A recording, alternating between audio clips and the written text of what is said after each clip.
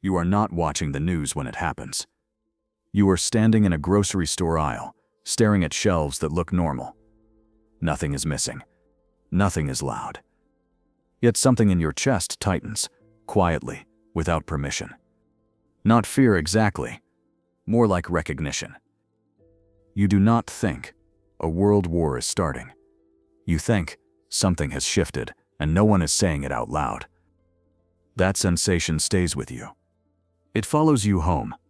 It hums beneath ordinary conversations, emails, jokes, routines.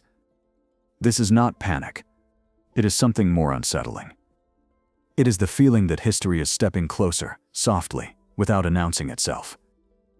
The first thing to change is not the world. It is how the world feels. You notice language tightening. Words like deterrence, escalation, red lines appear more often, spoken calmly, almost professionally. Experts speak with careful precision. Leaders emphasize stability while listing conditions under which stability might fail. Nothing collapses. Flights still land. Markets open, then close, then open again, but small signals begin to cluster. Alliances are referenced more than values. Exercises become drills. Drills become readiness. Maps appear more frequently on screens. Not dramatic ones, clean ones. Arrows, zones, distances. You hear phrases like limited conflict and controlled response. They sound technical. They sound manageable. Meanwhile, daily life continues with remarkable discipline. People go to work. They argue about unrelated things. They plan holidays months ahead. And yet beneath this surface, attention shifts. You catch yourself listening differently. Not for information, but for tone, for hesitation, for what is avoided. The sensation grows not because of what is happening, but because of how carefully it is being described. Nothing has exploded, but systems are aligning. And alignment is rarely noticed until it is complete. The human mind struggles with threats that approach slowly, especially threats that wear familiar language. When danger does not disrupt routine, the brain categorizes it as abstract. Abstract threats are postponed. This is not denial. It is efficiency. Your mind has learned that reacting too early carries costs. Social costs, emotional costs, cognitive exhaustion. So it waits. You tell yourself that if it were serious, it would feel different. Louder, clearer. You rely on past templates. Wars have beginnings, you think. Announcements. Dates. But modern escalation rarely follows narrative expectations. It unfolds administratively. Your discomfort comes from a mismatch. Your instinct sense acceleration, while your rational mind finds no official starting point. So the sensation remains unnamed. You feel alert without knowing what you are alert for. Prepared without knowing what preparation means. This unresolved tension is not a flaw. It is a signal the brain does not know how to file. And unresolved signals do not disappear. They accumulate. At this point, some viewers lean back. Others lean forward. If you are leaning forward, not physically, but mentally, notice that. Notice the difference between curiosity and vigilance. You are not here for reassurance. You are here because something feels slightly misaligned, and you want to understand why. Stay with that impulse. Do not rush to name it.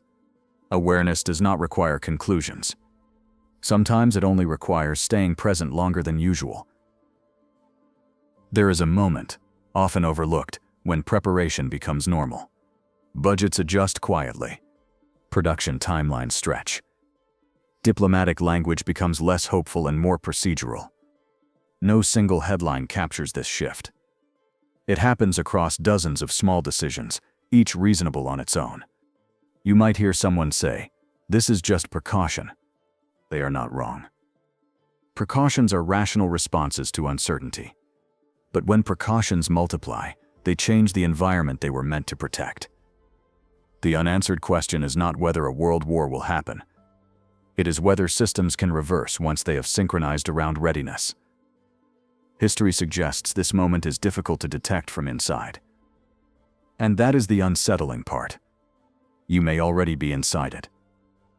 There is limited control available in situations like this. And acknowledging limits is not weakness. You cannot slow geopolitics. You cannot clarify intentions for entire nations. What you can do is resist psychological whiplash. Do not oscillate between obsession and avoidance. Both exhaust perception. Instead, build steadiness. Pay attention without consuming everything. Maintain routines not as denial, but as grounding. Notice how your body responds to information. Tension, breath, restlessness. These reactions are data. They tell you when exposure is becoming noise. Clarity is not about knowing what will happen. It is about maintaining the capacity to think while others rush to certainty. That haunting sensation is not prophecy. It is not intuition predicting dates or outcomes.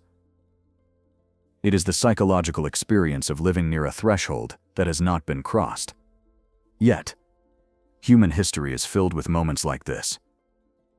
Periods where nothing happened, until suddenly, everything did. The discomfort you feel is not fear of war itself. It is discomfort with ambiguity, with waiting, with not knowing when attention should become action. You are not meant to resolve that tension tonight, or tomorrow. But you are meant to recognize it, because recognition preserves agency when certainty is unavailable.